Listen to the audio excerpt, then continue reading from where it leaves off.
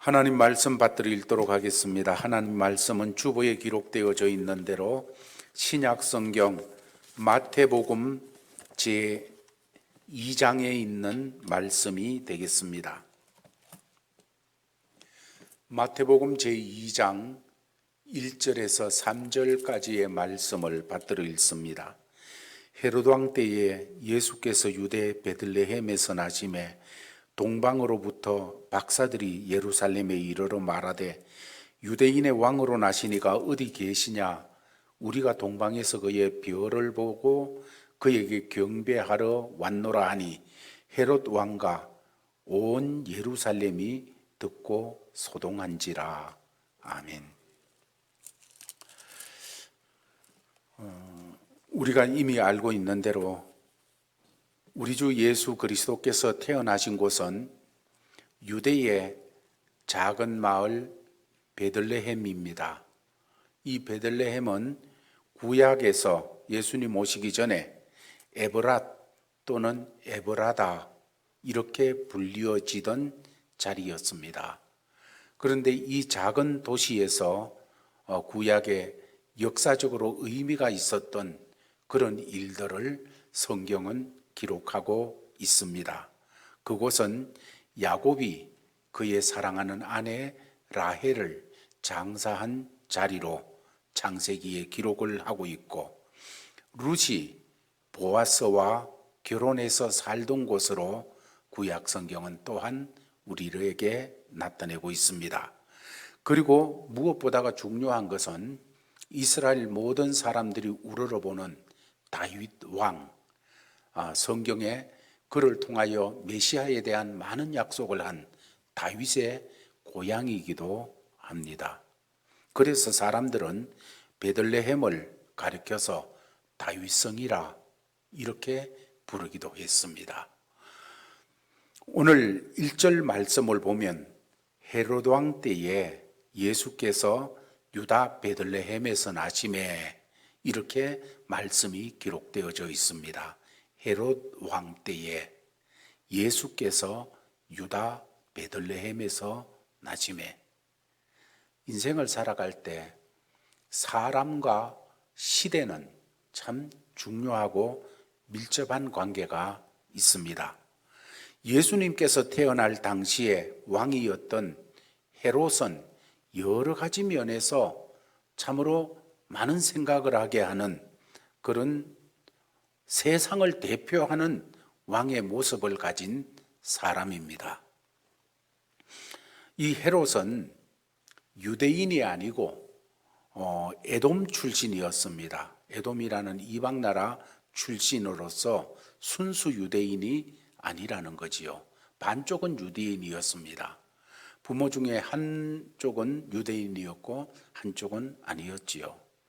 그래서 그는 유대인들의 왕이 되고 난 다음에 그 부분을 만회하기 위해서 자기 아내를 유다 왕족 중에서 이렇게 아내를 맞이하게 되어집니다.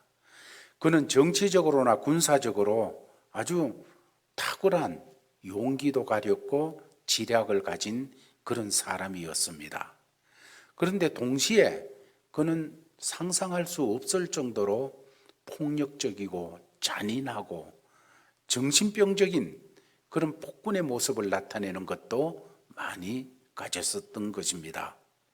그는 로마 황제에 의해서 예수님 오시기 47년 전 BC 47년에 이렇게 유대의 왕으로 임명이 되어집니다.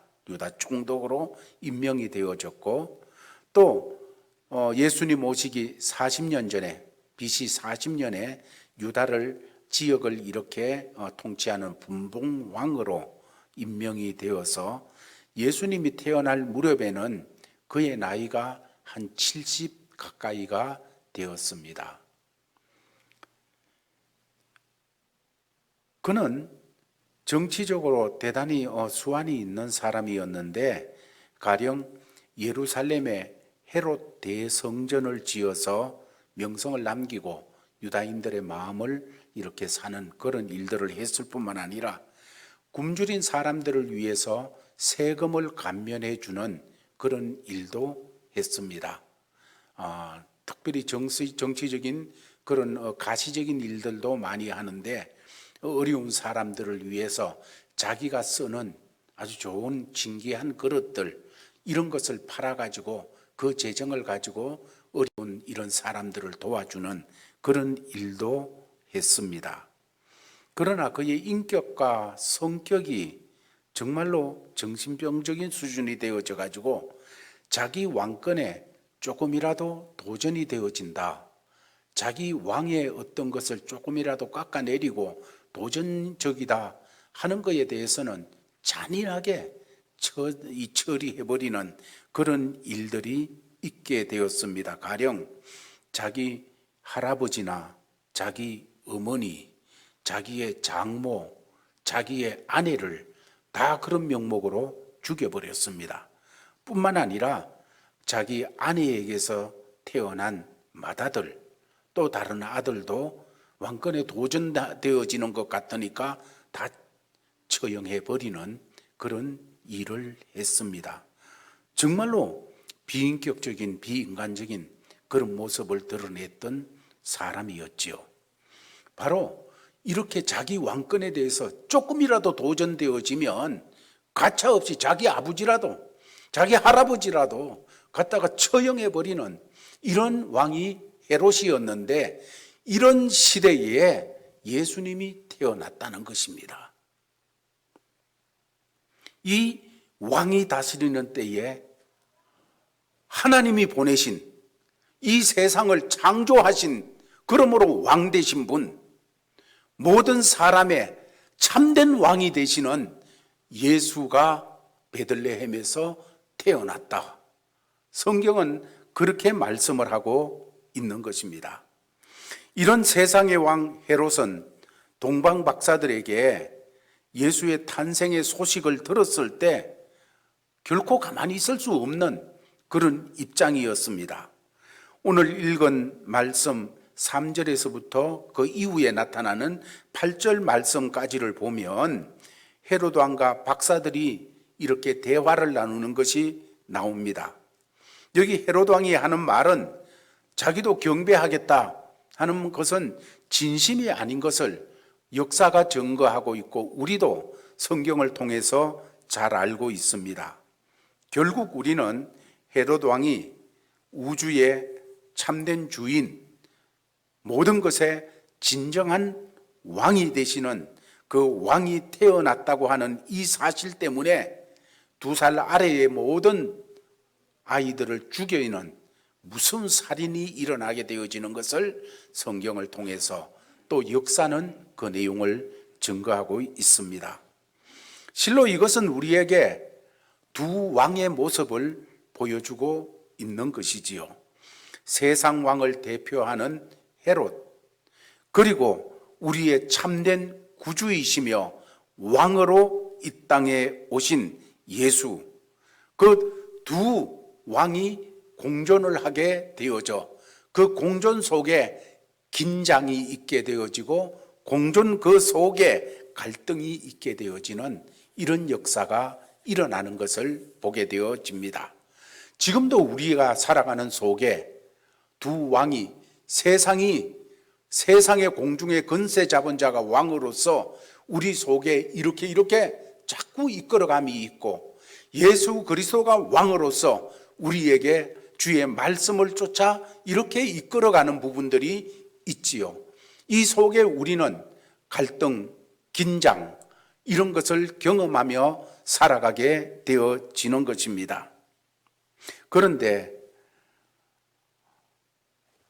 이런 왕의 역사, 정말 긴장이 있고 갈등이 있고 이런 입장에서 예수께서 태어났습니다. 태어난 때는 인간의 눈으로 보면 어쩌면 그때가 가장 어둡고 가장 불행한 그런 시대라 이렇게 생각할 수 있는, 그 당시 사람들이 생각할 때, 그 당시 정말로 진리에 대해서 눈을 뜬 사람들이 생각할 때 지금이 역사상의 제일 어려운 때다, 제일 어두운 때다 이렇게 느낄 만한 그런 때였지요.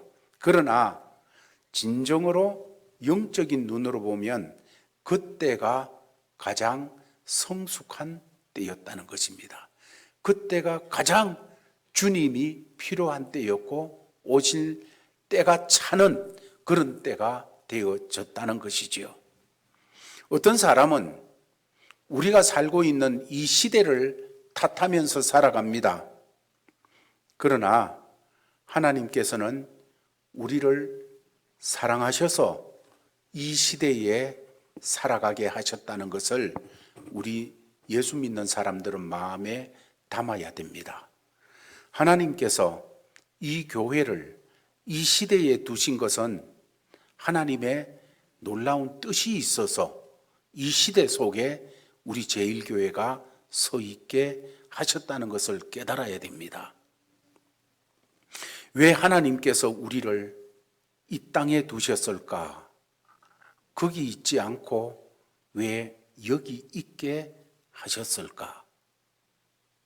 왜 나를 조선시대에 태어나지 않고 이 시대에 태어나서 이 시대에 이렇게 살고 나가게 하시는 걸까? 시대와 사람, 헤롯과 예수 참 중요해요. 여러분, 예수 믿는 사람은 결코 시대가 어둡다고 시대를 탓하며 살아서는 안 됩니다. 나는 시대를 잘못 태어났다. 이런 얘기를 해도 안 됩니다. 왜냐하면 우리의 모든 자리에는 오묘한 하나님의 섭리가 있기 때문입니다. 이 시대를 향한, 여러분을 향한, 우리 교회를 향한 하나님의 놀라운 뜻이 있다는 말입니다. 이것을 발견하지 못한 사람들은 시대를 탓하면서 그냥 살아갑니다. 이런 시대, 저런 시대 하면서. 그리고 원망과 비판으로 괴로운 삶을 살 수밖에 없습니다. 그러나 발견한 사람은 소명의식 속에서 살아가게 됩니다. 나를 이런 자리에 불러주셨고 거기가 아니라 여기서 살게 하시고 참으로 그 시대가 아니라 지금 시대에 살게 하신, 그 가정이 아니라 이 가정에서 살게 하신 하나님의 뜻이 있음을 깨닫고 그곳에서 하나님의 사람으로 그 뜻을 이루기 위해서 살아가는 삶이 되어지는 것입니다. 소명의식을 가지고 살아요. 이스라엘의 어두운 때에 정말로 유다 민족 전체가 죽음 앞에 봉착하게 되어집니다. 그럴 때 에스더라고 하는 왕후에게 모르드게라고 하는 외삼촌 되어지는 이 사람이 가서 왕후를 설득하면서 왕에게 가서 이야기하게 하는 장면이 나오게 되지요. 에스더서 4장 14절에 보면 이제 모르드게가 에스더에게 이런 말을 하게 되어집니다. 이때에 네가 만일 잠잠하여 말이 없으면 유다인은 다른 데로 말미암아 노임과 구원을 얻으려니와 너와 내 아버지 집은 멸망하리라. 네가 왕후의 자리를 얻은 것이 이때를 위함이 아닌 줄 누가 알겠느냐. 네가 왕후의 자리에 정말로 생각지도 못했던 왕후의 자리에 앉혀져 있는 것은 바로 이때를 위함이 아닌지 누가 알겠느냐. 바로 이때를 위해서 네가 그 자리에 있도록 하나님께서 하신 것이기 때문에 하나님의 뜻을 이루기 위해서 하나님이 불러주신 그 소명의 자리에서 그걸 감당하기 위해서 왕 앞에 나가라 하는 그런 말씀을 주는 것을 보게 되어집니다. 저와 여러분은 지금 이 시간까지 살게 하신 것, 하나님의 뜻이 있어서 살게 하셨습니다. 카나다에 살게 하시는 것, 하나님의 뜻이 있어서 살게 됐습니다. 우연하게 그냥 뭐 어쩌다 보니까 여기 와서 친척이 초청해서 아니면 이런저런, 여러분, 겉으로 드러나는 것은 그런 속에 우리가 왔지만은, 그러나 하나님이 있게 하신 거예요. 하나님이 뜻이 계셔서 하나님이 이루시려고 하시는, 부름을 불러주셔서 무엇인가 맡겨 하나님의 목적을 이루셔야 되어지는 그 일을 위하여 우리를 지금 이 자리에 있게 하셨다는 것을 놓치지 말아야 되는 겁니다. 그 뜻을 이루도록 기도하면서 나는 연약하고 부족해서 세상 왕이 자꾸 얘기하는데 흔들리게 되는 연약한 나입니다. 그러기에 위로부터 힘 주셔서 참된 왕이신 우리 주님이 불러주신 그 부름에 합당하게 살도록 은혜 주옵소서 하면서 우리의 자리를 감당해 나가는 우리가 되어야 될 줄로 믿습니다. 왜 하나님이 나를 그 가정에 시집 보내주셨는지 아시는지요?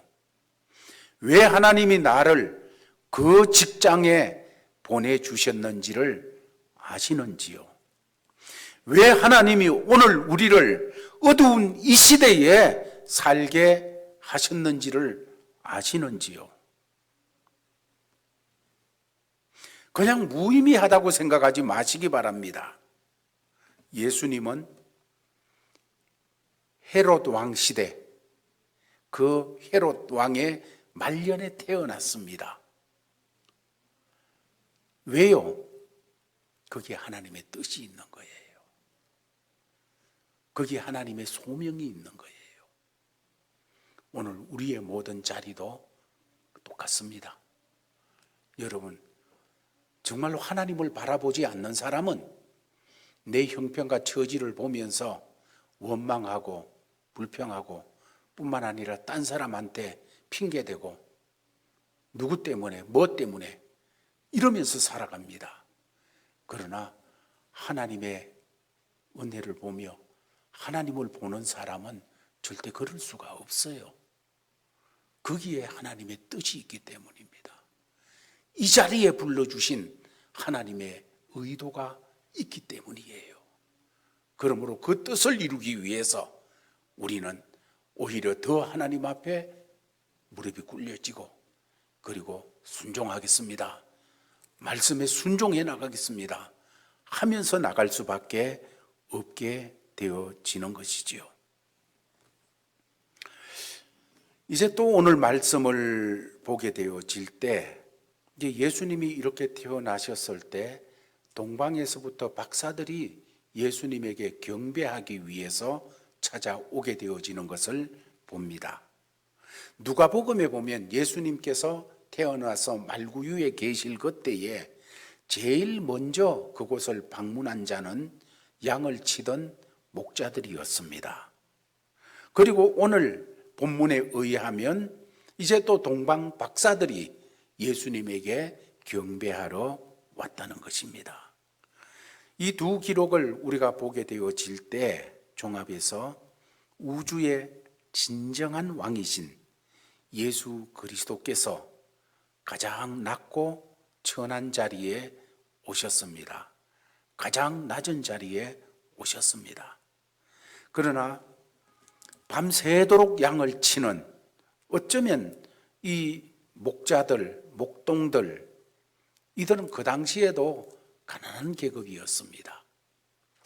딴 사람들은 자는 시간에 양을 지켜야 되어지는 고달픈 삶을 사는 이런 사람들이었습니다.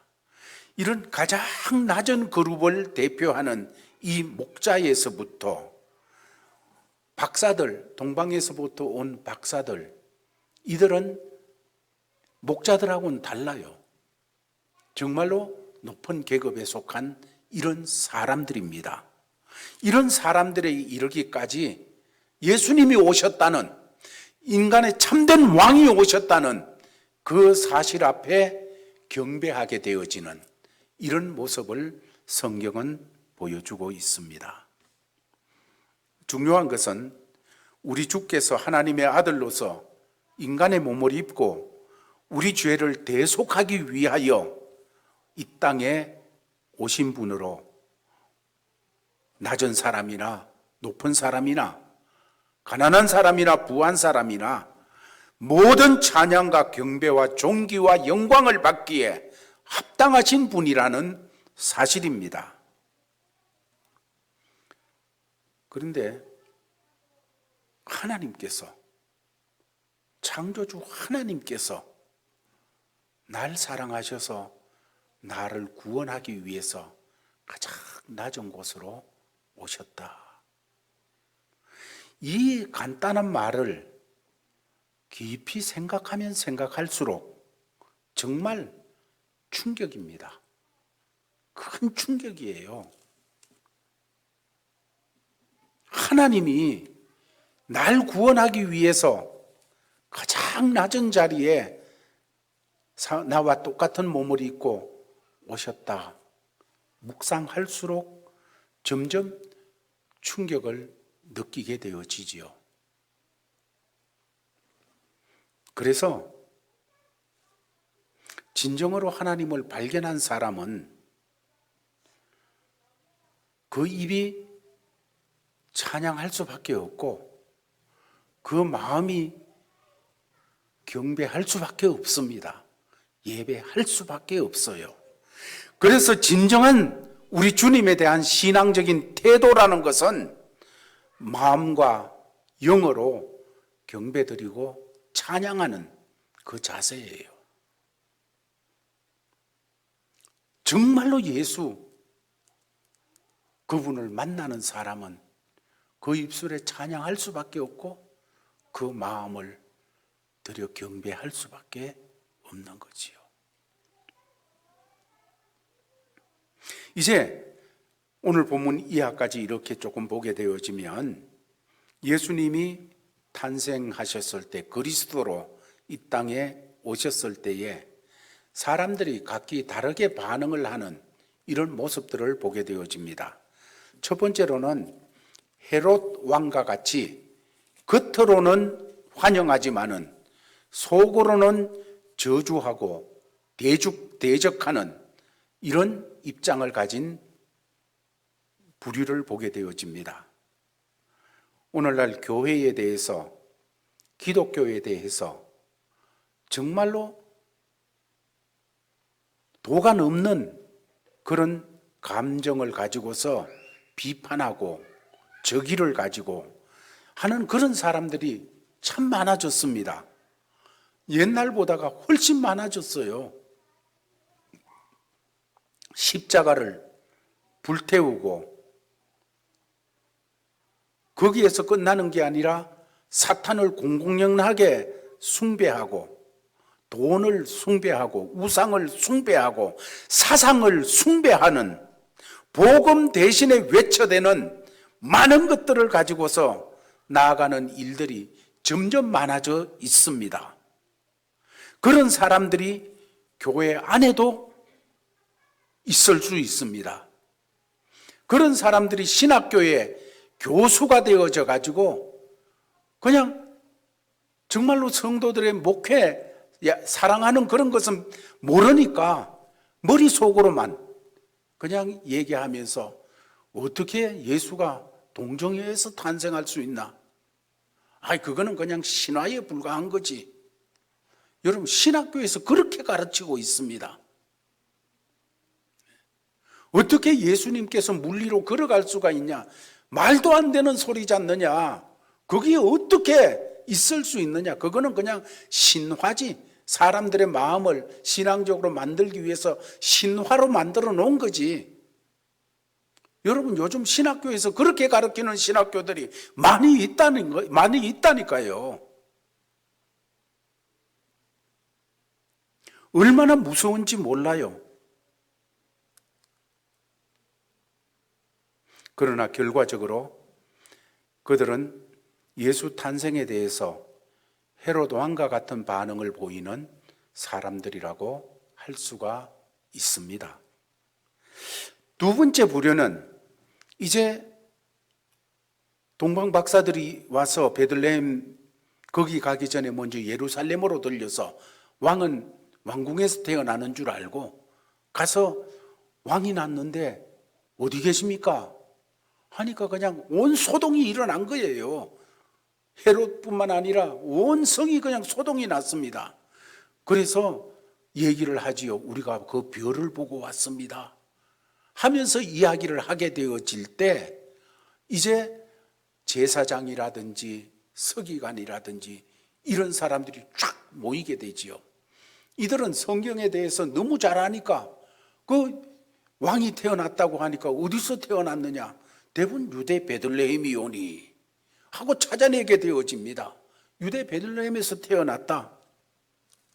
여러분, 그렇게 하고 나서 그걸로 끝이에요.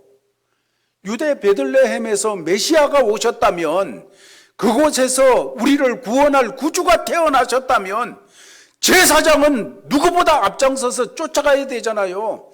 머리가 그냥 휘날리도록 쫓아가야 되는 것 아닙니까? 서기관은 그런 것을 알아낸다고 하면 그냥 발이 보이지 않도록 뛰가야 될 거 아니겠어요? 그런데 이 사람들이 그렇게 했다는 흔적이 한 개도 없어요. 무슨 얘기입니까? 무관심한 반응입니다. 신앙 태도에서 제일 무서운 것은 무관심한 태도예요. 아유, 나는 그런 건 아닌데. 여러분, 그러나 습관적으로 헌금하고 습관적으로 교회 나와서 설교 듣고 습관적으로 교회 이런저런 자리에서 봉사하는 겁니다. 그런데 무관심해요. 무관심, 이거는 신앙의 가장 무서운 적이에요. 무관심한 사람은요, 교회 나와서 머리를 숙여도 회개할 것이 없어요. 회개할 게 생각이 안 나요. 헌금했는데, 봉사했는데, 주일 예배 참석했는데. 여러분, 그러나 깨어있는 사람은 찬송 부르면서 회개가 나오고 말씀 앞에 회개할 수밖에 없고, 설교 들으면서 속에서 이게 이러면 안 되는데 하며 회개의 마음이 일어나고, 내 삶을 보면서 이렇게 또 하나님 앞에 온전히 못 살았구나 하면서 회개할 수밖에 없게 되어져 있어요. 그러나 무관심한 사람의 특성은 찬송 부르면서 말씀 받으면서 봉사하면서 헌금하면서 거기에 떨림이 없어요.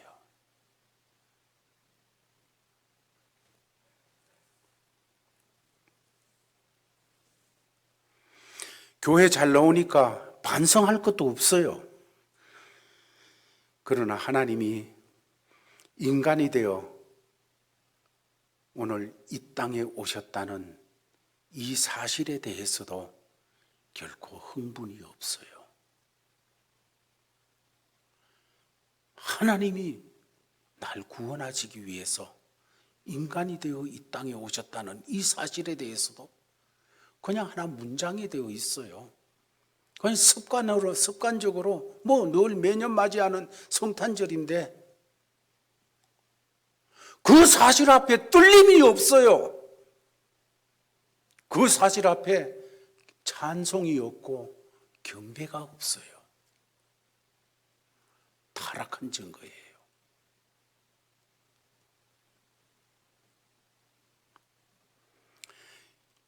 여러분, 오늘날 교회에 와서 제일 불행한 사람들은 한 번도 은혜에 감격해 보지 못한 사람들이에요.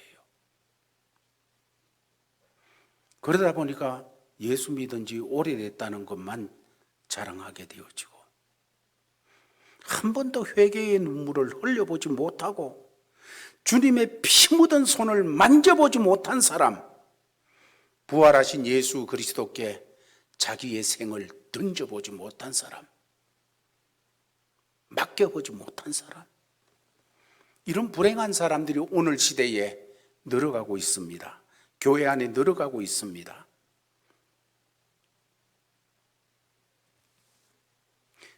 제사장과 서기관들, 이런 사람들, 그들은 이 땅 말구유에 구주이신 그리스도 예수가 태어나셨다는 이 사실 앞에 무관심했어요.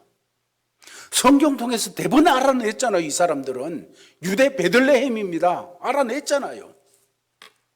그 다음에는 무관심이에요. 세 번째로 동방 박사들이 나옵니다. 먼 길을 찾아서 온 동방 박사들.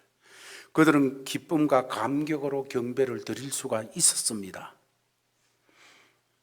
그렇지만 이들이 예수 앞에 무릎을 꿇고 황금과 모략과 예물을 드리며 정말로 마음을 다하여 경배 드릴 수 있기까지는 생명 내놓고 왔습니다.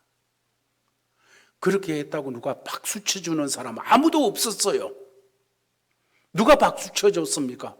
하나도 없었어요. 생명 내놓고 먼 길을 와가지고 그렇게 경배드리고 돌아가고 이게 끝이었어요.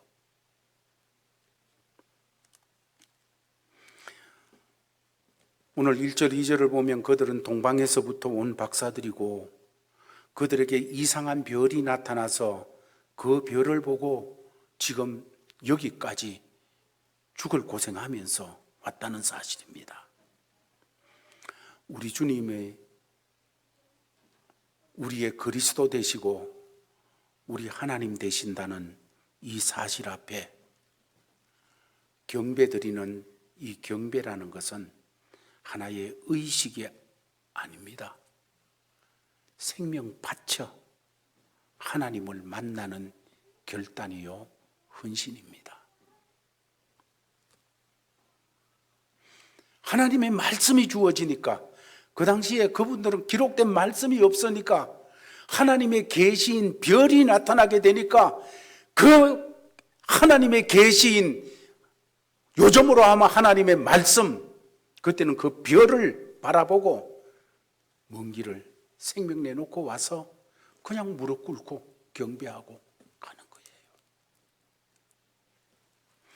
여러분, 성탄의 계절이지요. 예수께서